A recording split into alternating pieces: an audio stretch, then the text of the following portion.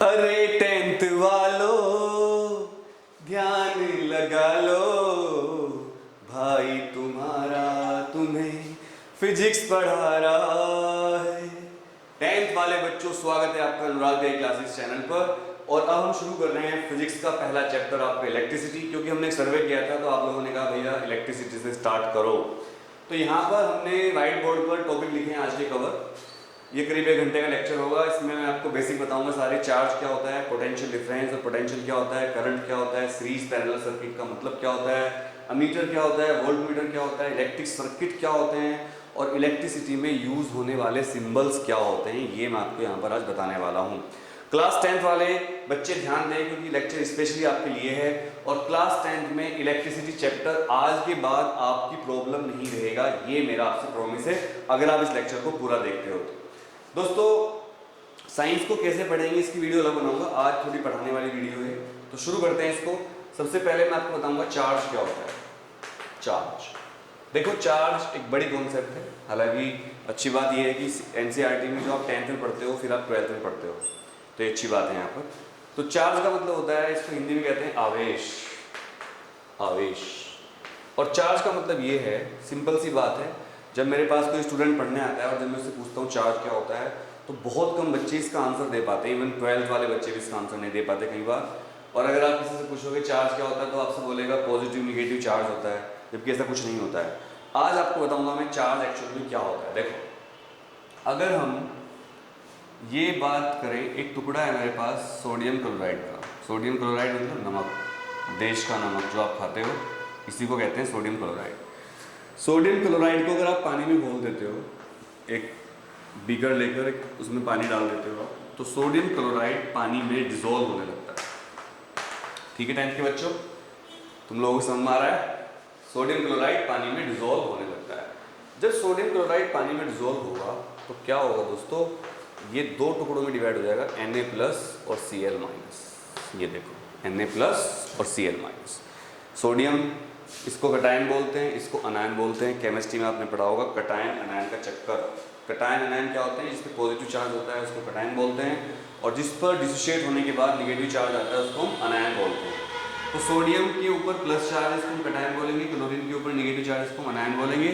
तो यहाँ पर आप देखो, ये क्या हुआ एक्चुअल में, सोडियम के पास एटॉमिक नंबर होता है 11। ठीक है, सोडियम का एटॉमिक नंबर क्या होता है 11। तो इसके अगर हम फैक्टर करें तो होगा 281, और अगर हम क्लोरीन के फैक्टर करें, इसका 17 होता है, तो 2817। इसको हम बोलते हैं इलेक्ट्रॉनिक कॉन्फ़िगरेशन, मतलब सोडियम के इलेक्ट्रॉन्स और क्लोरीन के इलेक्ट्रॉन्स। ध्यान समझिए, बहुत काम की बात बता रहा हूँ। कोई भी लेक्चर आपको यूट्यूब पर ऐसा नहीं मिलेगा, ये मैं आपको गारंटी दे रहा हूँ, कि जिसमें बात समझाई गई है कि चार्ज का डेवलपमेंट कैसे होता है, चार्ज को हम किस तरह समझ सकते हैं। सोडियम के पास आउटर मोस्ट शेल में कितने इलेक्ट्रॉन होते हैं? 11। टोटल इलेक्ट्रॉन 11 होते हैं, बाहर की शेल में 1 इलेक्ट्रॉन होता है। क्लोरीन के टोटल इलेक्ट्रॉन होते हैं 17 और बाहर की शेल में होते हैं 287। तो अब क्या होगा, जब ये पास पास आते हैं कॉम्बिनेशन करने के लिए, तो सोडियम का जो 1 इलेक्ट्रॉन बाहर है, तो क्लोरीन उससे कहती है कि भाई सोडियम, मेरे पास टोटल 7 इलेक्ट्रॉन हैं, लेकिन मुझे स्टेबलाइज होने के लिए 3 और 3 6 और 1 7, मुझे स्टेबलाइज होने के लिए 8 इलेक्ट्रॉन चाहिए। कोई भी एटम स्टेबलाइज तभी होता है जब उसके पास या तो आउटर मोस्ट शेल में 8 इलेक्ट्रॉन हो या 2 इलेक्ट्रॉन हो। इसको ऑक्टेट लॉ कहते हैं, आपको पता होगा। तो यहाँ पर क्या है कि सोडियम के पास 1 इलेक्ट्रॉन है बाहर की शेल में, अंदर 8 है, तो सोडियम यहाँ तक कंप्लीट है और क्लोरीन यहाँ तक कंप्लीट है। ये क्या कहता है, सोडियम कहती है इससे कि आप मुझे इलेक्ट्रॉन दे दो, उससे फायदा होगा, आप कंप्लीट हो जाओगे पूरे, आपका तो इलेक्ट्रॉन बेकार है। और अगर आप मुझे इलेक्ट्रॉन दे दोगे तो ये वाला इलेक्ट्रॉन यहाँ आने के बाद मेरे 8 कर देगा, और ये इलेक्ट्रॉन जब यहाँ आएगा, इस इलेक्ट्रॉन को हम गोल से दिखाते हैं, तो यहाँ पर देखिए सोडियम के टोटल हो गए 8, और इस तरह सोडियम पर आ गया निगेटिव चार्ज। क्योंकि दोस्तों साइंस का एक लॉ है, जो देगा वो पॉजिटिव और जो लेगा वो निगेटिव। ये ध्यान रखिएगा, जो देगा उस पर पॉजिटिव चार्ज आएगा, जो लेगा उस पर क्या आएगा, निगेटिव चार्ज। अब आपको डिसाइड करना है कि आपको देना है या लेना है। अगर आप किसी को कुछ देते हो तो यू गेट पॉजिटिव चार्ज, और अगर आप किसी से कुछ लेते हो, मांगते हो, तो वो आता है निगेटिव चार्ज। याद रखिएगा, इसीलिए लोग डोनेशन करते हैं, इसीलिए किसी भी धर्म में आप देखिएगा डोनेशन की बहुत ज़्यादा इंपॉर्टेंस बताई जाती है, because when we donate we actually gather positive charge on our cells, and when we take something from anybody we actually gather negative charge on us. So ये कोशिश करनी चाहिए कि हम किसी से कुछ ना लें, हम कोशिश करें कि हम किसी से कुछ ना लें, हम किसी से कुछ ना मांगें, ये आप ध्यान रखिएगा, ठीक है दोस्तों। तो सोडियम पर पॉजिटिव चार्ज आया, क्लोरीन पर नेगेटिव चार्ज आया, और हम बात कर रहे थे कि चार्ज क्या होता है। So it is clear now, charge is actually axis और लैग ऑफ इलेक्ट्रॉन्स। आप नोट कर सकते हो इस बात को, चार्ज इज एक्चुअली एक्सिस और lag of electrons on a atom और ऑन ए स्पीसीज। जब भी किसी इलेक्ट्रॉन पर नॉर्मल स्टेट से इलेक्ट्रॉन ज़्यादा या कम हो जाते हैं तो उसी को हम क्या बोलते हैं, चार्ज। मान लो सोडियम के नॉर्मल इलेक्ट्रॉन कितने थे, 11, लेकिन अब इसके पास कितने रह गए, 10, तो इस पर नॉर्मल स्टेट से एक इलेक्ट्रॉन कम आया, इसलिए इस पर एक पॉजिटिव चार्ज आया। क्लोरीन पर नॉर्मल स्टेट में इलेक्ट्रॉन होते हैं 17, लेकिन अब कितने हो गए इस पर, 18 इलेक्ट्रॉन। इसके पास इस टाइम 18 इलेक्ट्रॉन है और इसके पास 10 इलेक्ट्रॉन। इसने अपना एक इलेक्ट्रॉन इसको दिया, इसलिए इस पर पॉजिटिव चार्ज आया, इसने एक इलेक्ट्रॉन लिया, इसलिए इस पर नेगेटिव चार्ज आया। मुझे लगता है आपको चार्ज की कॉन्सेप्ट समझ में आ गई है।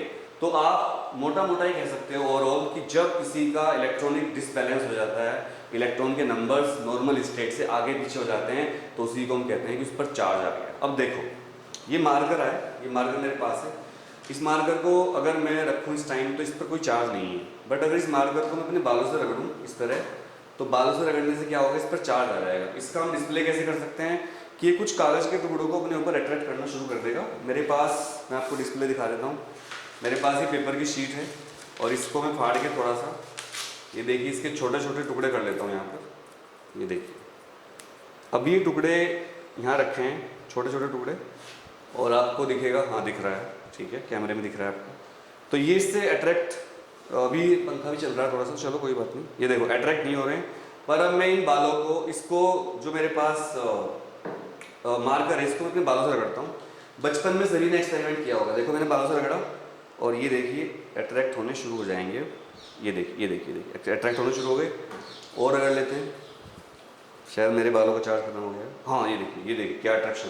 तो आपने देखा कि जैसे ही मैंने इसको इससे टच अपने बालों से रगड़ा तो बालों से कुछ इलेक्ट्रॉन निकलकर इसके अंदर आ गए, और इसके अंदर आने से क्या हुआ, जहाँ से इलेक्ट्रॉन आए वो पॉजिटिव और जिस पर इलेक्ट्रॉन आए वो नेगेटिव चार्ज हो गया, और इसके अंदर कागज के टुकड़ों को अट्रैक्ट करने की शक्ति आ गई। अगर हम एक कॉम के हेल्प से देखें तो कॉम में देखता हूँ, मेरे पास कॉम है, कॉम दे दीजिए प्लीज। ये देखिए कॉम है मेरे पास। कॉम का एक्सपेरिमेंट सभी बचपन में करते हैं, ये देखिए। अब आप फोटोग्राफ ले सकते हो, ये देखो ये है कॉम हमारे पास, और इससे हम एक्सपेरिमेंट करके दिखाते हैं आपको। बालों में कंघा रगड़ते हैं इसे, स्कूल में बच्चे स्केल से भी करते हैं। ये देखो ये देखो अट्रैक्ट होने शुरू हुए, माय गॉड क्या अट्रैक्शन है, देखिए आप बहुत तेजी से अट्रैक्ट हो रहे हैं। इसका मतलब ये हुआ कि जब हम प्लास्टिक की किसी चीज को अपने बालों पर रगड़ेंगे, रेशमी कपड़े से रगड़ेंगे, बिल्ली की खाल पर रगड़ेंगे, तो उस पर क्या आ जाएगा, चार्ज। और ये बात सबसे पहले एरिस्टोटल, अरस्तु नाम के, अरस्तु एक फिलोसफर थे ग्रीक के, उन्होंने सबसे पहले बताया था। अरस्टेटल इनको इंग्लिश में लिखते हैं, हिंदी में लिखते हैं अरस्तु। तो अपनी बिल्ली की ऊपर हाथ फेर रहे थे, उनकी एक बिल्ली थी बहुत प्रिय, और उनकी बिल्ली पर हाथ फेरने की वजह से उनके ऊपर चार्ज आ गया, और जब उन्होंने हाथ को अपने बाल के, अपने दूसरे हाथ के पास लाए तो उनके बाल खड़े हो गए। इसको हम बोलते हैं electrostatic charge. Electrostatic charge, static charge इसलिए क्योंकि इलेक्ट्रॉन के फ्लो के बिना ही ये इलेक्ट्रिसिटी जनरेट कर देता है। तो आपको मेरे ख्याल से चार्ज की कॉन्सेप्ट समझ में आ गई है। अब फिजिक्स में क्या होता है कि जब भी कोई हम चीज़ पढ़ते हैं तो उसको थोड़ा सा हम फिर न्यूमेरिकली उसकी वैल्यू फाइंड करने की कोशिश करते हैं। तो हम इसकी चार्ज की वैल्यू को न्यूमेरिकली फाइंड करके देखते हैं। तो how to find the numerical value of charge, let us suppose, ये आपने नोट कर लिया होगा सबने।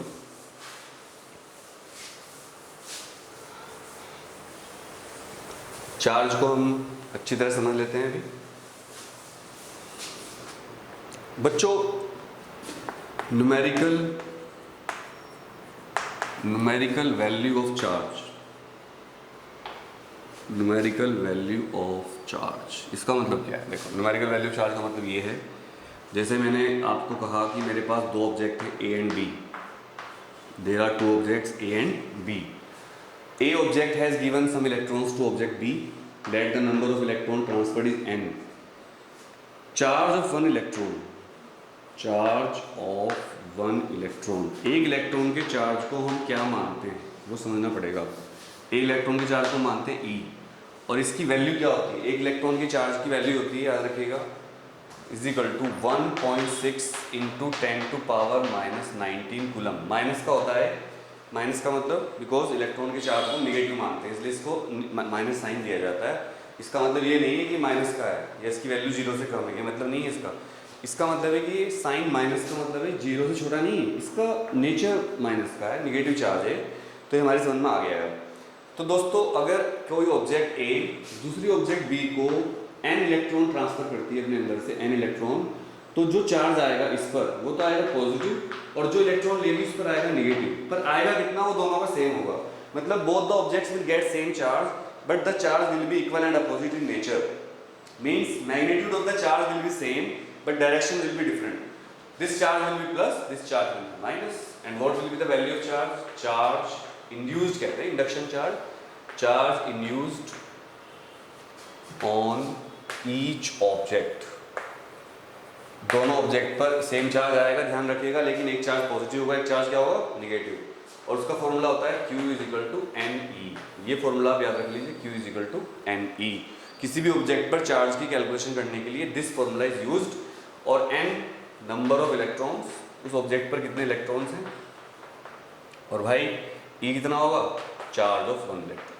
तो जितने भी बच्चे इसको देख रहे हैं वीडियो को, हो सकता है 12th वाले भी देख रहे हो, तो एक बात ध्यान रखिएगा कि अगर आपको किसी ऑब्जेक्ट पर चार्ज निकालना हो तो आपको डायरेक्ट फॉर्मूला यूज करना है, Q is equal to NE।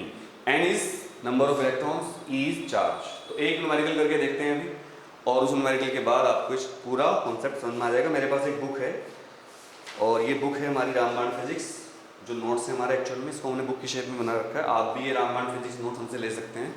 अगर आपको ये नोट्स लेने हो तो आप हमें व्हाट्सएप करिएगा, व्हाट्सएप नंबर 9818777622। उस व्हाट्सएप नंबर पर आप लिखिएगा अपना नाम, क्लास, स्कूल का नाम, शहर का नाम, और आप लिखिएगा आई नीड रामबाण नोट्स। तो साइंस के पूरे नोट्स रामबाण 1000 रुपये के हैं, और मैथ्स के पूरे नोट्स रामबाण 1000 रुपये के हैं। मैथ और साइंस अवेलेबल है अभी, SST पर हम काम कर रहे हैं। क्वेश्चन दे रखा है 6 × 10⁻17 electrons cross through an area पर minute, what is the electric current. अच्छा तो करंट का है, अभी हम चार्ज का क्वेश्चन ले लेते हैं, पहले नॉर्मल क्वेश्चन लेते हैं। तो एक क्वेश्चन मैं लेता हूँ इसमें से, बहुत इंपॉर्टेंट क्वेश्चन है चार्ज का, इससे आप चार्ज फाइंड कर सकते हो किसी भी ऑब्जेक्ट के ऊपर। क्वेश्चन इसको मिटा दो, लो भाई, इसको मिटाकर एक न्यूमेरिकल सोल्व करते हैं। क्वेश्चन ये है, अ वायर, पहला क्वेश्चन आज का, अ वायर, एक वायर के अंदर इलेक्ट्रॉन फ्लो कर रहे हैं। A wire has 6 × 10⁻23 electrons flowing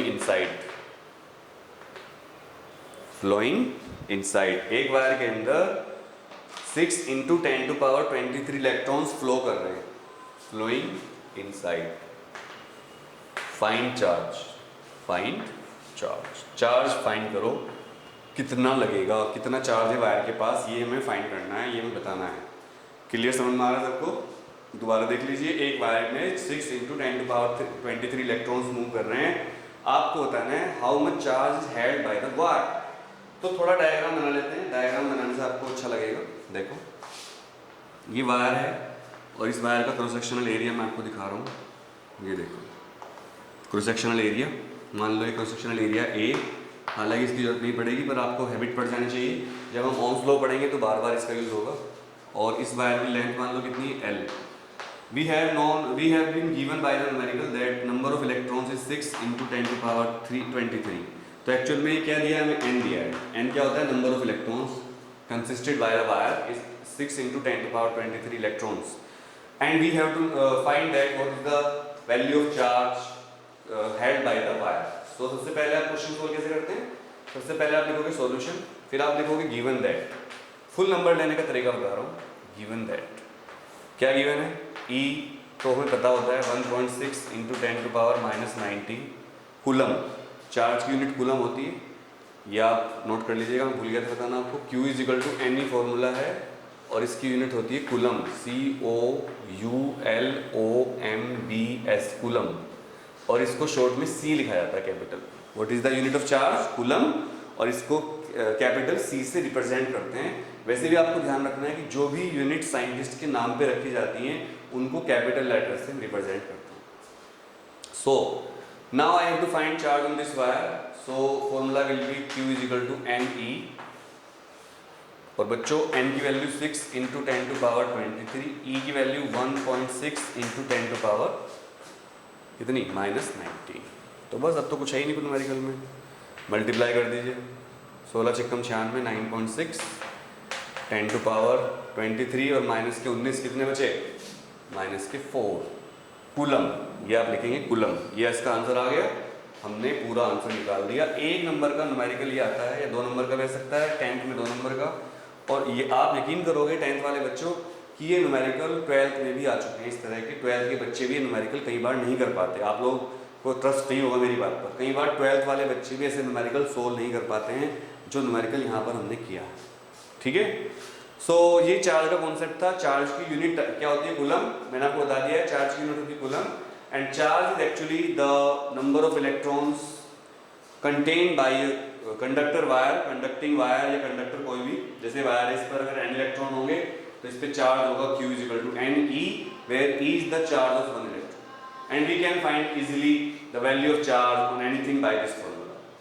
now सबसे पहला कॉन्सेप्ट चार्ज था, तो यहाँ पर हम टिक कर लेते हैं। चार्ज हमने कर लिया है।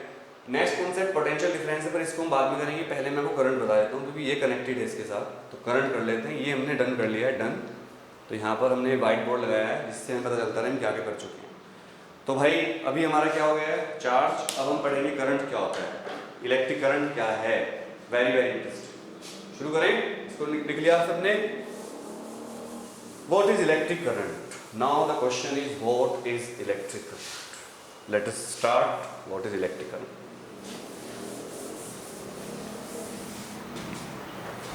Electric current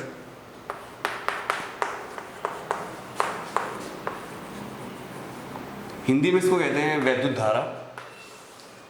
वैद्युत धारा, वैद्युत धारा बहुत काम का चैप्टर है। अगर आपको चैप्टर समझ में आता है तो इससे ही पता चल जाएगा।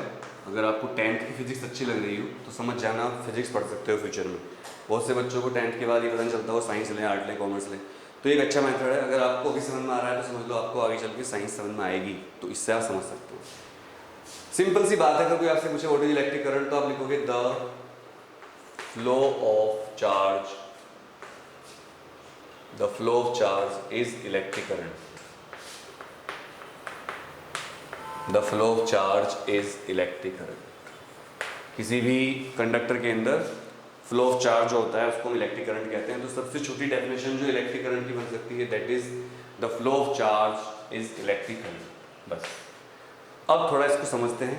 आप इसमें थोड़ा ऐड कर सकते हो the flow of charge inside a conductor, या कुछ भी बहुत सारी चीज़ें जो आप ऐड कर सकते हो इसके अंदर। फिलहाल जो सिंपलेस्ट डेफिनेशन है वो यही है, the flow of charge inside a conductor is known as electric current. अब पहले मैं एक वायर बनाता हूँ, समझते हैं पूरी कॉन्सेप्ट क्या है। ये हम इस तरह बनाते हैं, तिरछा इस तरह से। जैसे आपने आजकल देखा होगा स्कूलों में स्मार्ट बोर्ड लगे हुए हैं। तो स्मार्ट बोर्ड में क्या होता है, काफ़ी टीचर भी स्मार्ट बोर्ड पर पढ़ाते हैं आजकल और ऑनलाइन क्लास लेते हैं। पर उसमें एक नुकसान ये होता है हमारा सबसे बड़ा, वो देखने में अच्छा लगता है बट होता ये है कि स्मार्ट बोर्ड में टीचर थोड़ा सा आलसी हो जाता है क्योंकि सारा कंटेंट वही बना होता है। और जब टीचर बोर्ड पे कुछ बनाता है तो उससे कनेक्ट हो जाता है। जो टीचर बोर्ड पे पढ़ाते हैं उनको मेरी बात पता होगी और आपको भी फील होता होगा। जब टीचर बोर्ड भी पढ़ाता है तो उसको कनेक्शन फील होता है उस चीज़ से। और स्मार्ट बोर्ड पे क्या होता है ना, हमारे डायग्राम ना हमारा कंटेंट कुछ भी नहीं है, बस टीचर जो लिखा हुआ है उसको बोल बोल के एक्सप्लेन करता रहता है। कई बार मैंने ऐसे देखा स्कूलों में स्मार्ट क्लास लगी हुई है और बस बोर्ड पर बटन दबा दिया, टीचर पीछे बैठ के देख रही है, बच्चे उसको देख रहे हैं, वीडियो की तरह पिक्चर देख रहे हैं। सो स्मार्ट क्लास के फ़ायदे हैं बट नुकसान ज़्यादा हैं। इसलिए आप समझिए कि जो चार्ज है किस तरह इलेक्ट्रिक करंट उसको हम कहते हैं, चार्ज के फ्लो को हम इलेक्ट्रिक करंट क्यों कहते हैं। सबसे पहले समझ लीजिए कि जो निशान मैंने बनाया है ये एक सेल का निशान है, सेल। और अभी हमारा ये वाला जो 8वां टॉपिक है यहाँ पर सिंबल यूज्ड, ये टॉपिक आप पढ़ेंगे सिंबल यूज्ड। तो इसमें मैं बताऊंगा सारे सिंबल। फिलहाल आप समझ लीजिए दिस इज सेल, ये सेल है। मान लो सेल V वोल्ट की है। हर सेल की एक पावर होती है दोस्तों, उसको हम वोल्ट कहते हैं, वोल्ट। ठीक है, वोल्टाज साइंटिस्ट से उनके नाम पर रखा गया है। तो हर सेल को हम एक उससे नापते हैं, उसको हम वोल्ट कहते हैं। यहाँ से करंट चलेगा, करंट की डायरेक्शन और चार्ज की डायरेक्शन को आप समझ लीजिए। देखो पहली बात आपको ध्यान रखनी है, the direction of current is opposite to direction of electrons, मतलब चार्ज। जो इलेक्ट्रॉन फ्लो होते हैं उनके अपोजिट डायरेक्शन को ही हम चार्ज करंट की डायरेक्शन मानते हैं। अब ये ऐसा क्यों है, इसका आंसर आपको बहुत ही कम मिल पाएगा कि ऐसा क्यों होता है कि चार्ज के फ्लो की डायरेक्शन को हम नहीं मानते डायरेक्शन ऑफ करंट। एक बात तो आप कह रहे हो the flow of charge is electric current, फिर दूसरा आप कह रहे हो the direction of current is not the direction of charge. ये बड़ा अजीब है, कंट्राडिक्शन है। देखो द फ्लो ऑफ चार्ज, ये क्यों चार्ज फ्लो कर रहा है, इसी को आप करंट कह रहे हैं, the flow of charge is current, लेकिन the direction of current is opposite to the flow of charge. ऐसा क्यों होता है? इसका रीजन आपको आपके शायद बहुत कम लोग दे पाएंगे। आप अपने टीचर से पूछना है स्कूल में, जो मेरी वीडियो देख रहे हो, जिस भी स्कूल में आप पढ़ते हो पूछना वो क्या आंसर देते हैं, और मैं इसका आपको असली आंसर आज बताता हूँ। देखो बात ये होती है, मान लो एक जगह है जहाँ पर कीचड़ हो गया है, एक जगह है कीचड़ हो गया पूरा, और एक इंसान इधर से इधर को जा रहा है कीचड़ के अंदर। ये इंसान जो है कीचड़ के अंदर चल रहा है, इसके पैर ऐसे यहाँ पर कीचड़ है। तो जब ये इंसान आगे चलेगा, और इस इंसान का नाम क्या है, पप्पू, कीचड़ में जा रहा है नंगे पैर या जूते पहन रखे, तो जब ये इधर चलेगा आगे की तरफ, तो पीछे इसके पैरों के निशान बंधे जाएंगे ऐसे। ये आदमी आगे चलेगा और पीछे पैरों के निशान आएंगे, पैरों के निशान। तो आप ध्यान से देखिए मैं क्या बता रहा हूँ। आदमी आगे चलेगा, आदमी की डायरेक्शन, आदमी की डायरेक्शन, आदमी आगे को जा रहा है, पैरों के निशान पीछे बन रहे हैं।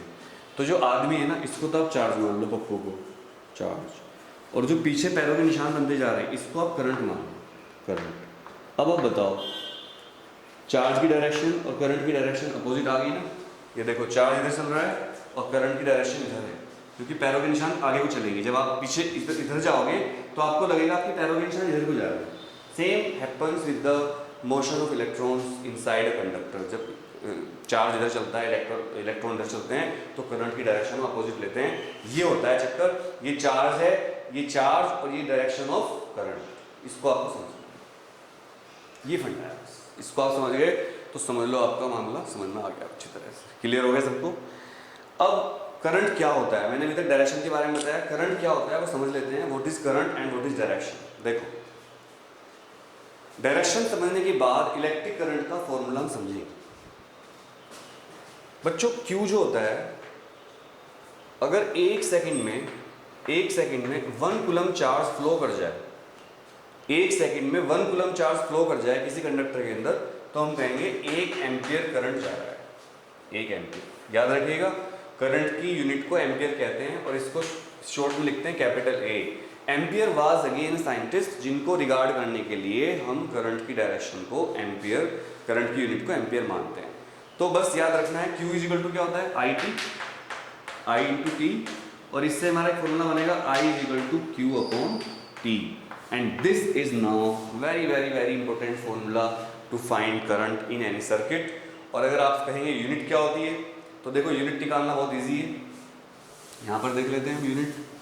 मैंने आपको बताया I is equal to Q upon T होता है, तो यूनिट क्या होगी इसकी, वो देखो I is equal to Q upon T. आपको याद करने की जरूरत नहीं है, आप यहीं से निकाल सकते हो। Q क्या होगा, कूलम, और T क्या होगा, सेकंड। तो यूनिट बन गई इसकी coulomb per second. Also 1 coulomb per second को हम कहते हैं 1 एम्पियर। एक 1 कूलम पर सेकंड को ही क्या कहा जाता है, 1 ampere. So 1 ampere is actually 1 coulomb per second and it is known as 1 ampere. तो आपको करंट समझ में आ गया होगा अच्छी तरह से। What is current, current is defined as the flow of charge, and if 1 coulomb charge flows in a conductor in 1 second, then the value of current will be known as 1 ampere. The formula is given by I is equal to Q upon T. Since the unit of charge is coulomb, the unit of time is second, so the unit of current becomes coulomb per second. Also 1 coulomb per second will be given as 1 ampere, and Ampere was a great scientist who discovered about, उनके नाम पर एक और भी चीज बनी हुई है। तो ampere is the unit of current, और इसका रीजन क्या है, क्योंकि एम्पियर ने ही करंट को डिस्कवर किया। क्लियर? तो आपको मेरे ख्याल से करंट समझ में आ गया होगा। अब बात करते हैं नेक्स्ट टॉपिक पर। मैंने आपको करंट क्लियर कर दिया, ये क्लियर हो गया, डन। वन बाय वन हम लेकर चलते हैं चीज़ों को। अब पोटेंशियल और पोटेंशियल डिफरेंस की कहानी शुरू करते हैं। ये थोड़ी सी कंफ्यूजिंग कहानी है, बच्चों को समझ में कम आती है, आपको भी शायद दिक्कत आती होगी इसमें कि करंट और जो पोटेंशियल और पोटेंशियल डिफरेंस में क्या रिलेशन होता है और क्या अंतर होता है। तो चलिए इसको शुरू करते हैं। इसको मिटा देता हूँ मैं। आई होप आपने नोट कर लिया होगा ये तो, ठीक है बच्चों। चलो भाई, अब बात करेंगे पोटेंशियल और पोटेंशियल डिफरेंस की। यूनिट चार्ज की कॉन्सेप्ट आएगी। यूनिट चार्ज मतलब 1 कूलम चार्ज। तो देखो, आप जो टाइम टेबल बनाओगे, आप ऐसी वीडियो देखोगे, how to study, motivational video, वो वीडियो तभी काम करेंगी जब आप पढ़ना शुरू करोगे। जब तक आप पढ़ोगे ही नहीं तो वो चीज़ें आपके लिए काम नहीं करेंगी फिर, है ना। काम करने से कुछ होता है, खाली मोटिवेशनल वीडियो देखने से, टाइम टेबल बनाने से कुछ नहीं होगा जब तक आप एक्शन लेना शुरू नहीं करोगे। मोटिवेशनल वीडियो देखना अच्छी बात है, बट उसके लिए में एक्शन भी लेना ज़रूरी है। So what is potential? अगर किसी को पता हो कमेंट करके बताइए, पोटेंशियल क्या होता है। What do you mean by electric potential and what is the difference between electric potential and electric potential difference? देखो, पोटेंशियल, और इसको हिंदी में कहते हैं विभव। विभव, विभव, ठीक है। पोटेंशियल को नापने वाली जो मशीन होती है उसको बोलते हैं पोटेंशियोमीटर। पोटेंशियोमीटर, उसको हिंदी में कहते हैं विभव मापी। मैं आपको हिंदी के वर्ड भी बताऊंगा साथ साथ, ताकि आपको पता रहे कि क्या मतलब होता है इसका। विभव मापी, पोटेंशियोमीटर इंग्लिश का नाम है, पोटेंशियल। और अगर मैं एक थोड़ी वैसी भाषा में बोलूँ कि पोटेंशियल क्या होता है, तो सच कहूँ बिल्कुल एक बहुत ज़बरदस्त वर्ड है, औकात। एक्चुअल में पोटेंशियल का मतलब होता है औकात। आपने देखा होगा जब कभी कभी स्कूल में, अब तो स्कूल नहीं खुल रहे हैं, पर जब स्कूल में पीटीएम होती है और स्कूल में पीटीएम में आपके पापा जाते हैं, मम्मी जाती है, आप ऐसा कर रहते हो जैसे आपसे शरीफ कोई बच्चा पैदा ही नहीं हुआ दुनिया में ना हुआ, तो आपने ऐसे करते रहते हो। तो नंबर आपके मान लो कम आए तो टीचर पहले डांटती है आपको, सर ये बिल्कुल नहीं पढ़ता, सर ये बिल्कुल नालायक बच्चा है, सर ये मतलब सर ये। तो आप एकदम ऐसे हो जाते हो, एकदम रोने वाले। और अगर आपके पापा ने एक दो चांटे मार दिया आपको, तो आप और थोड़ा सा, फिर टीचर क्या बोलती है आपको थोड़ा करने के लिए। टीचर को लगता है तो बच्चा हो गया, क्लास में परेशान करेगा क्योंकि आपको जानती है कौन हो आप। नहीं नहीं सर, ये बच्चा बहुत बढ़िया है सर, पोटेंशियल बहुत है इसमें, पोटेंशियल बहुत है, इंटेलिजेंट है लेकिन पढ़ता नहीं है। अबे जब इंटेलिजेंट है तो पढ़ता क्यों नहीं है? पहली बात तो यही है। तो पोटेंशियल वर्ड इस टीचर यूज करते हैं, सर पोटेंशियल बहुत है इसमें, सर बहुत पोटेंशियल है इसमें, ऐसा कहते हैं ना। तो पोटेंशियल का मतलब होता है बेसिकली औकात, मतलब आपके काम करने की पावर को पोटेंशियल कहते हैं। और थोड़ा जनरलाइज करता हूँ, काम करने की जो पावर होती है, काम करने की पावर, ये डेफिनेशन आप स्कूल में नहीं लिख सकते एग्जाम में, ना तो आप औकात लिख सकते हैं, ना आप काम करने की पावर लिख सकते हैं। इस पर आपको मार्क्स नहीं मिलेंगे। ये समझने के लिए बता रहा हूँ मैं आपको, क्योंकि टीचर ये समझाते नहीं है। टीचर 99% टीचर बुकिश पढ़ाता है, जो डेफिनेशंस लिखी हुई है मैं आपको समझाता हूँ ये एक्चुअल में है क्या, और फिर आज के बाद आपको दिक्कत भी नहीं आने वाली है इसमें, ठीक है। तो देखो, एक चार्ज है मेरे पास, ये एक पॉइंट है यहाँ पर इनफाइनाइट। इनफाइनाइट, इनफाइनाइट का मतलब क्या होता है? जो पॉइंट बहुत दूर हो, जिसके पहुँचने तक हमें बहुत ज़्यादा काम करना पड़ा हो, ये पॉइंट इनफाइनाइट है। ए पॉइंट पर इनफाइनाइट मान लिया हमने, और बी पॉइंट पर एक बी पॉइंट है, बस ये इनफाइनाइट है। मेरे पास क्या है? यूनिट चार्ज है Q। Q is a unit charge, Q is a unit charge. तो मैंने आपसे कहा कि इस चार्ज को इन्फिनिटी से यहाँ तक लेकर आओ, तो आपने कहा ठीक है सर ले आता हूँ। तो उस दौरान जो आपको वर्क करना पड़ेगा, जो आपको चार्ज को इन्फिनिटी से इस पॉइंट तक लाने में वर्क करना पड़ेगा, that work will be known as your potential. दोबारा समझ लीजिए, the work done to move a charge, unit charge from infinity to a point is known as potential. और इसका जो फॉर्मूला होता है वो होता है V is equal to W/Q, where Q is the charge जो आपने कैरी किया है, and W is the work done in the process of moving the charge from infinity to that point. Clear हो गया ना? याद रखिएगा, पोटेंशियल और पोटेंशियल डिफरेंस बहुत सिमिलर हैं, बट दोनों में एक बारीक सा डिफरेंस है जो मैं आपको बताऊंगा थोड़ी देर बाद। पोटेंशियल एंड पोटेंशियल डिफरेंस में थोड़ा सा गैप। और इसकी यूनिट क्या होगी दोस्तों? यूनिट होगी इसकी जूल। वर्क की यूनिट क्या होती है? जूल। और क्यू की क्या होती है? Coulomb. So unit of potential, unit of potential क्या बनेगी? Joule per coulomb. Joule per coulomb. और साइंटिस्ट का नाम था वोल्टा। वोल्टा एक वोल्टा साइंटिस्ट थे जिन्होंने डिस्कवरी करी। तो हमारे साइंस में परंपरा है कि जो भी साइंटिस्ट काम करता है उस चीज़ के लिए, हम उसको रिगार्ड करने के लिए उस चीज़ का नाम उसी के नाम पर रख देते हैं।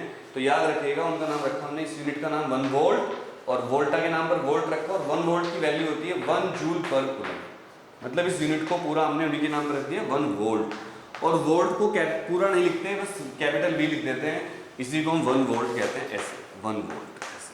तो आज के बाद जब भी आप पोटेंशियल की बात करोगे तो आप जो यूनिट लिखोगे दैट विल बी वोल्ट, और उसको हम कैपिटल लेटर से लिखेंगे वोल्ट, इस तरह से। अब आप सोचोगे सर अगर ये है तो फिर पोटेंशियल डिफरेंस क्या होता है? बहुत इजी है, इसमें और पोटेंशियल डिफरेंस में कोई खास अंतर नहीं है। बस आपको क्या करना है, ये जो आपने इन्फिनिटी लिया था इसको हटा देना है। डेफिनेशन क्या थी, मैं एक बार पोटेंशियल की डेफिनेशन बताता हूँ, फिर मैं आपको पोटेंशियल डिफरेंस की डेफिनेशन बताऊँ। देखो, the work done to move a unit charge from infinity to a point, यहां पर वो पॉइंट कौन था हमारा, B, is known as potential, ये हमारी डेफिनेशन बनी पोटेंशियल। और फिर लिख देंगे इसकी यूनिट होती है जूल पर कूलम, और इसको हम 1 वोल्ट कहते हैं। लेकिन दोस्तों अगर मैं इस पॉइंट को हटा दूं, यहाँ से इन्फिनिटी हटा दूं, और इन्फिनिटी की जगह बस एक पॉइंट लिख दूं, the work done to move a charge from one point to another, the work done to move a charge from one point to another is known as potential difference. बस इतना अंतर है, देख लो, एक पॉइंट ये ले लो A, दूसरा point ले लो B। अगर आपको एक Q चार्ज को यहाँ से यहाँ तक ले जाने में जो वर्क करना पड़ता है उसको हम लिखते हैं WA to B। तो बच्चों पोटेंशियल डिफरेंस क्या होगा, पोटेंशियल डिफरेंस बन जाएगा फिर V, या इसको PD लिखते हैं, V लिखते हैं, PD is equal to V is equal to WA to B। याद रखिएगा WA to B upon Q, ये बन जाएगा बस WA to B upon Q। तो फॉर्मूला बनेगा वही घुमा फिरा कर, it implies V is equal to W upon Q, और कोई डिफरेंस नहीं होता, यूनिट सेम होती है वही वोल्ट या joule per coulomb, no difference. So now it is clear that the difference between potential difference and potential is that in potential we take one point infinity and second point a point, and but in potential difference we take both the points and not a single point is taken as infinity. So it is clear to everybody. और potentiometer क्या होता है, किसी और video में, next video में जब मैं आपको सिंबल बताऊंगा, ये आज हम नहीं कवर करेंगे, आज यहीं तक कर लेंगे। तो सिंबल्स में मैं आपको सारे अपरेटस दिखाऊंगा क्या होते हैं। तो याद रखिएगा, जो ये होता है वोल्टमीटर वो इस तरह दिखता है, कभी कभी गोल शेप का होगा, कभी चकोर शेप का होगा, उससे फर्क नहीं पड़ता, ऐसे बना होता है। यहाँ पर अगर एक सुई ऐसे मीटर लगा होगा ऐसे, और एक सुई बनी होगी, और अगर यहाँ पर V लिखा हो तो समझ जाना है वोल्ट मीटर, और अगर यहाँ पर A लिखा हो तो समझ जाना है एमीटर। ठीक है, एमीटर वोल्ट मीटर एक जैसे होते हैं देखने में, एक सुई बनी होती है, निशान लगे होते हैं ऐसे 0 1 2 3, पर अगर V लिखा होता है तो समझो क्या है, वोल्ट मीटर, और अगर A लिखा हो तो क्या है, एमीटर। सो अभी तक हमने क्या क्या पढ़ लिया दोस्तों, हमने पढ़ लिया अभी तक चार्ज पढ़ लिया, पोटेंशियल डिफरेंस पढ़ लिया, 3 टॉपिक हमारे हो गए। अब मैं आपको पढ़ाता हूँ सीरीज पैरेलल कॉम्बिनेशन क्या होते हैं। एमीटर वोल्ट मीटर हो गया हमारा।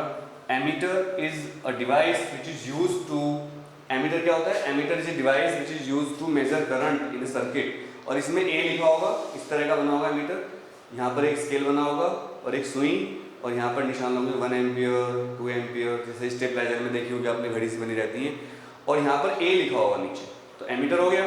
और वोल्ट मीटर मैंने आपको यहाँ पर बता दिया, वोल्ट मीटर में भी इस तरह का मीटर लगा होगा, सुई लगी होगी, और यहाँ पर लिखा होगा V, तो ये वोल्ट मीटर होता है। लेकिन दोस्तों मेन बात यहाँ पर ये आती है कि ये काम क्या करते हैं। जो वोल्ट मीटर होता है, it gives the potential difference between 2 points, and ammeter gives the current between 2 points.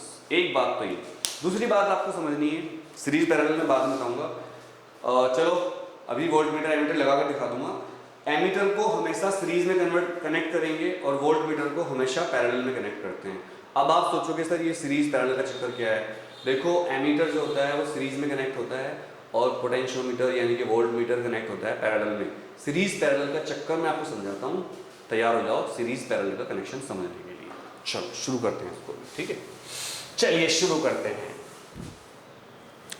अरे टेंथ वालों नोट कर लो, नोट कर लो, बहुत काम के लेक्चर हैं, बुक्स में नहीं मिलेंगी चीज़ें आपको कुछ भी, ठीक है। रामबाण नोट्स में मिलेंगी। अगर आपको रामबाण नोट चाहिए तो व्हाट्सअप कर देना भाई को।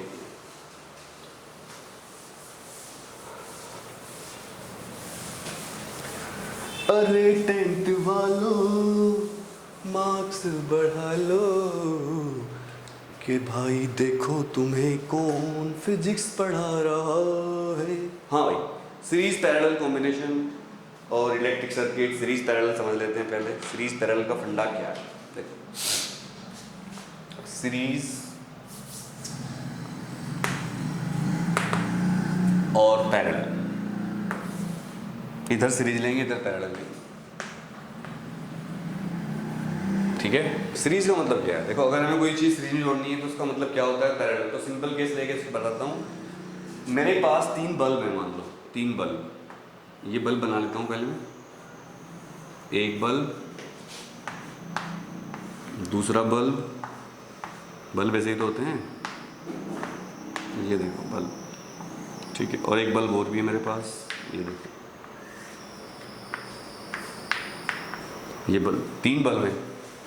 तीनों बल्ब में कनेक्शन जोड़ने हैं मुझे। तो सीरीज कनेक्शन और पैरेलल कनेक्शन का मतलब क्या होता है वो आप समझेंगे, ठीक है। समझाऊं? सीरीज कनेक्शन का मतलब ये प्लस है, ये माइनस, ये प्लस, ये माइनस, ये प्लस, ये माइनस। तो सीरीज कैसे जोड़ेंगे, देखो सबसे पहले मेरे पास यहाँ बैटरी रखी हुई है, ये बैटरी है, तो बैटरी का प्लस और बैटरी का माइनस, तो ये 2 नॉब निकले होते हैं। आपने देखा होगा इन्वर्टर की बैटरी सबके घर में होती है, नॉब निकले होते हैं उसमें से। तो प्लस को वायर को ले गया मैं यहाँ पर और मैंने यहाँ कनेक्ट कर दिया, ठीक है। अब इसका जो माइनस था ये, इसको मैंने इसके प्लस से कनेक्ट किया, ये देखो ध्यान से देख लीजिए। इस बल्ब के प्लस को मैंने प्लस से कनेक्ट किया, लेकिन मैंने इसके माइनस को दूसरे बल्ब के प्लस से कनेक्ट किया। फिर इसके माइनस को मैंने इसके प्लस से कनेक्ट किया, और जो इसका माइनस बचा उसको मैंने बैटरी के माइनस से कनेक्ट कर दिया। ये होता है सीरीज कॉम्बिनेशन। क्या होता है? Series combination. मान लो इस रेजिस्टेंस, इस वाले बल्ब का रेजिस्टेंस कितना है R1, इसका रेजिस्टेंस कितना है R2 और इसका रेजिस्टेंस कितना है R3, ठीक है। फिर सीरीज समझ लेते हैं पहले, अच्छी तरह समझ में आएगा। तो ये सीरीज कॉम्बिनेशन आपको दिख गया होगा। आप इस तरह तार जोड़कर कर सकते हो घर पे एक्सपेरिमेंट छोटे छोटे। अगर आपने यहाँ पर एक की लगा दी, की, तो उसको आप इस तरह दिखाओगे, इसका मतलब होता है स्विच लगाया आपने, की या स्विच कुछ भी मान लो आप इसको। इसके बाद आप ध्यान रखिएगा कि सीरीज कॉम्बिनेशन को, ये तो मैंने डायग्राम बनाया असली, जो असली डायग्राम होता है वो ये है, लेकिन सीरीज कॉम्बिनेशन को शो कैसे करते हैं, देखो इस तरह। ये पहला बल्ब, फिर दूसरा बल्ब, फिर तीसरा बल्ब, ये सीरीज कॉम्बिनेशन है। ये प्लस और ये माइनस, ये सीरीज होगा, ठीक है दोस्तों। इसकी खास बात ये होती है सीरीज कॉम्बिनेशन की, current remains same, current remains same. Series combination में करंट हर बल्ब के अंदर सेम जाएगा। मतलब अगर इस सेल का करंट, इस बैटरी का करंट I है, मान लो यहाँ से I करंट चला था ये, तो इसके अंदर भी I करंट रहेगा, इसके अंदर भी I करंट रहेगा और इसके अंदर भी I करंट रहेगा। लेकिन इसमें क्या होता है, अगर ये बैटरी V वोल्ट की है तो दोस्तों वोल्टेज यहाँ पर डिवाइड हो जाएगी। इसमें आएगा V1 वोल्ट, इसमें आएगा V2 वोल्ट और इसमें आएगा V3 वोल्ट। याद रखिएगा, सीरीज कॉम्बिनेशन में क्या होता है, करंट सेम रहता है और पोटेंशियल डिफरेंस डिवाइड हो जाता है। सीरीज कॉम्बिनेशन में करंट सेम होता है, पोटेंशियल डिफरेंस डिवाइड हो जाता है। Current remain same, potential difference is divided. ये जो बात ध्यान रख लेगा बच्चा, उसको इस चैप्टर में कभी दिक्कत नहीं आएगी, चाहे वो कब तक भी फिजिक्स पढ़ रहा है। सीरीज में करंट सेम रहेगा, पोटेंशियल डिफरेंस डिवाइड हो जाएगा। क्लियर समझ में आया सबको? अब बात करते हैं कि पैरेलल कॉम्बिनेशन क्या होता है सर्किट का। ये सीरीज है तो पैरेलल में किस तरह लगेगा, पैरेलल में क्या चीज डिफरेंट रहेगी, वो हम समझते हैं। देखो पैरेलल का फंडा यहीं पर समझ लेते हैं, ऊपर लिखा हुआ पैरेलल, मैं समझाता हूँ आपको। यही बल्ब ले लेते हैं, सर्किट डायग्राम का बल्ब। पैरेलल बहुत आसान होता है, जैसे ये बल्ब है, एक बल्ब ये था आपके पास, दूसरा बल्ब ये था, ये बल्ब दूसरा है और ये बल्ब तीसरा है। कितने बल्ब हुए हमारे पास? 1 2 3, first, second, third. There are 3 bulbs and we have to connect them in parallel combination. उसके लिए मैं क्या करूँगा, ये देखो, ये सबके प्लस हैं, ये सबके माइनस हैं, ये प्लस, ये माइनस, ये प्लस, ये माइनस। बस कुछ भी नहीं करना, मुझे क्या करना है, बैटरी इन सबको एक साथ ऐड कर देना है, इन सबको एक साथ ऐड कर देना है, और प्लस को बैटरी के प्लस से कनेक्ट कर देंगे और इसको माइनस से कनेक्ट कर देंगे। बैटरी का ये प्लस और ये माइनस, एंड हमेशा की को यहाँ लगाते हैं प्लस वाले में। तो अगर आपको लगानी होता है के लिख दीजिए, के मतलब स्विच। ये कॉम्बिनेशन है पैरेलल कॉम्बिनेशन, और इसको हम बोलते हैं, इस तरह जोड़ते हैं इसको। देखो अगर मैं इसको सर्किट में दिखाना चाहूँगा तो इस तरह जोड़ूंगा, एक रेजिस्टेंस ये, एक रेजिस्टेंस ये, एक रेजिस्टेंस ये। जितने भी इलेक्ट्रॉनिक कंपोनेंट होते हैं सबका अपना रेजिस्टेंस होता है। तो मान लो इस बल्ब का रेजिस्टेंस कितना है R1, इसका रेजिस्टेंस कितना है R2, इसका रेजिस्टेंस कितना है R3। तो पैरेलल में हो जाएगा R1 R2 R3। ये देखो कनेक्ट हो गए, और यहाँ पर क्या लगाया हमने, Z। तो भाई ये पैरेलल था। और अगर इसको दिखाना हो सीरीज को तो ये और भी आसान होता है, 1 2 3। ये देखो सीरीज जुड़ गया, यहाँ पर ले लो प्लस और यहाँ पर ले लो माइनस, बड़ा डंडा प्लस छोटा डंडा माइनस। ये R1 R2 R3 ये सीरीज होता है। क्लियर समझ में आ गया? सीरीज पैरेलल कॉम्बिनेशन आपको यहाँ पर क्लियर हो गया होगा दोस्तों, अच्छी तरह से समझ में आ गया। दोबारा समझा दूंगा, एक बार दोबारा वीडियो देख लेना। तो ये आपको क्लियर हुआ बिल्कुल अच्छी तरह से। अब नेक्स्ट टॉपिक है हमारा electronic components and their symbols. कुछ इंपॉर्टेंट इलेक्ट्रॉनिक कंपोनेंट्स और उनके सिंबल को हम समझ लेते हैं कि इलेक्ट्रॉनिक कंपोनेंट के सिंबल्स किस तरह काम करते हैं। इसको नोट कर लीजिए प्लीज अच्छी तरह से, इलेक्ट्रॉनिक कंपोनेंट्स एंड सिंबल्स।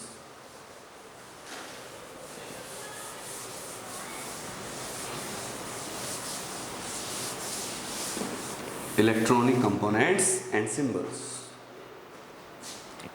ये इलेक्ट्रिक भी लिख सकते हो, इलेक्ट्रिक कंपोनेंट्स। वैसे तो बहुत होते हैं हजारों, एंड देयर सिंबल्स, पर हम मेन लेंगे सिंबल्स, THEIR, देयर सिंबल्स।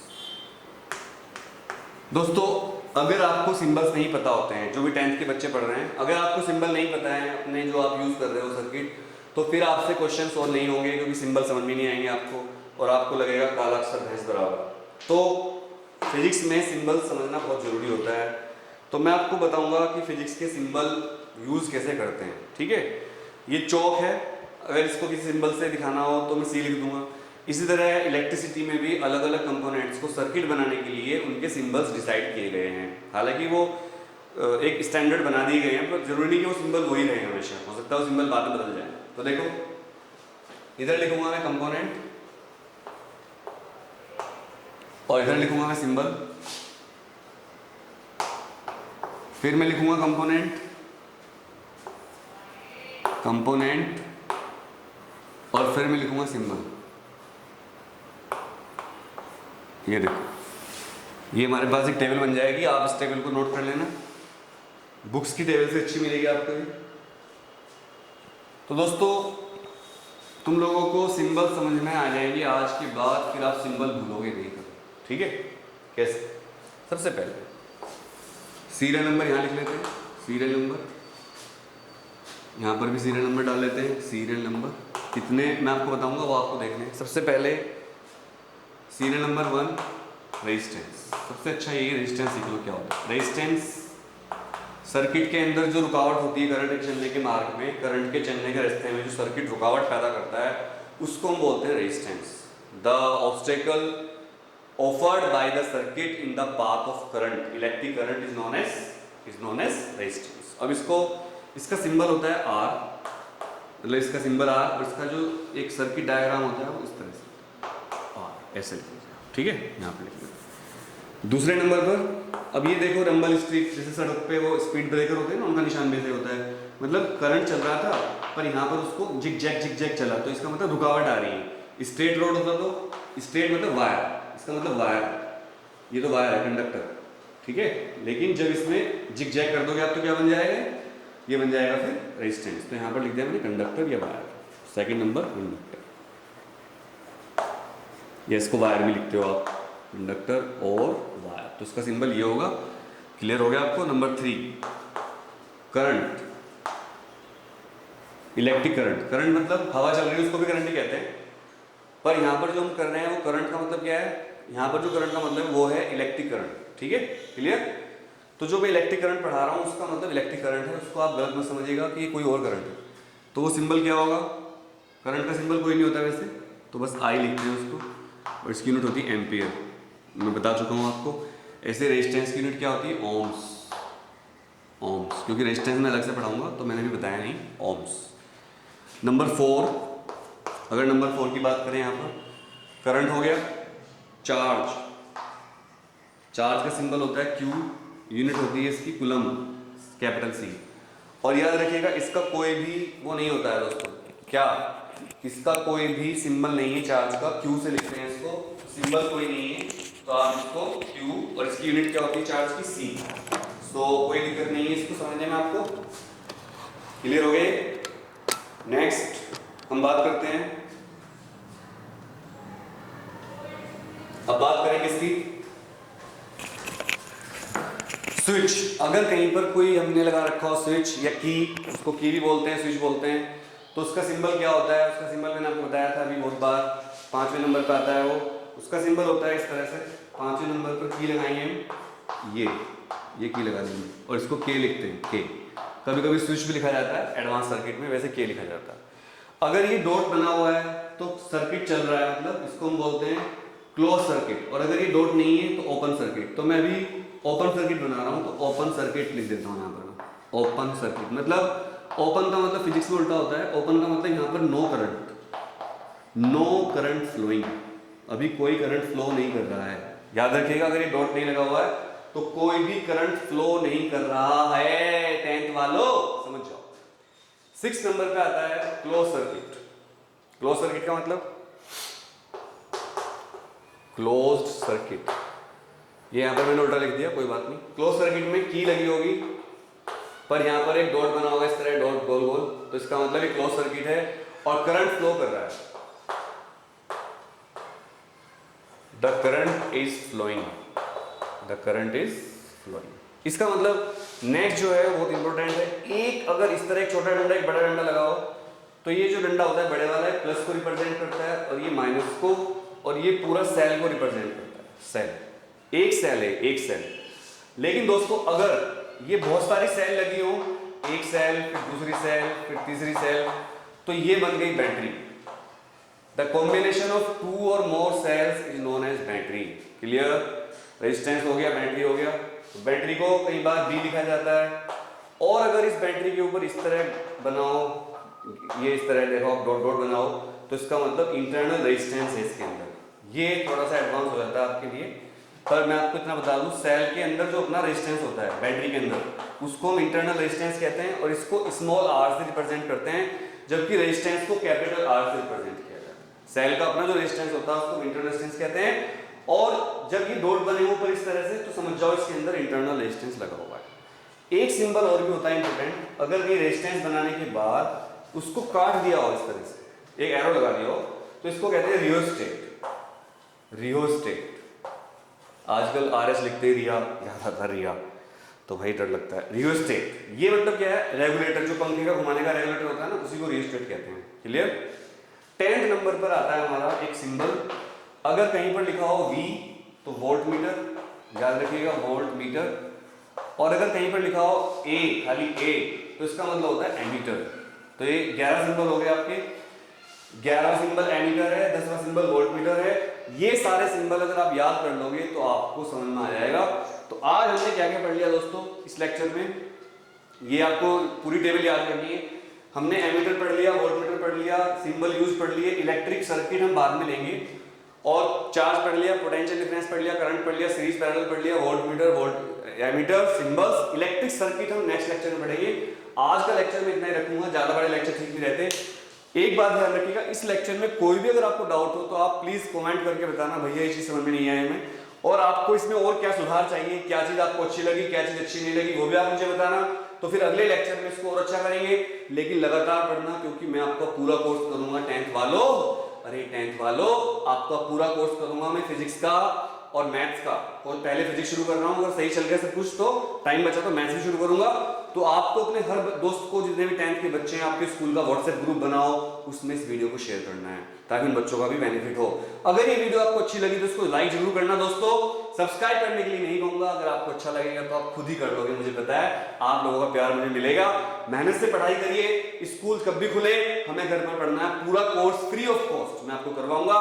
इस चैप्टर के साथ एक लिंक मिलेगा आपको डिस्क्रिप्शन में, जहां पर इसके नोट्स भी आपको मिल जाएंगे फ्री वाले। लेकिन रामबाण नोट्स बच्चों फ्री नहीं है, वो पेड हैं। अगर आपको रामबाण नोट्स लेने हो हमारे साइंस के और मैथ्स के, तो आप हमें व्हाट्सएप कर सकते हैं। सो आई होप कि आपको लेक्चर अच्छा लगा होगा। Thank you very much. जय हिंद, जय भारत, वंदे मातरम।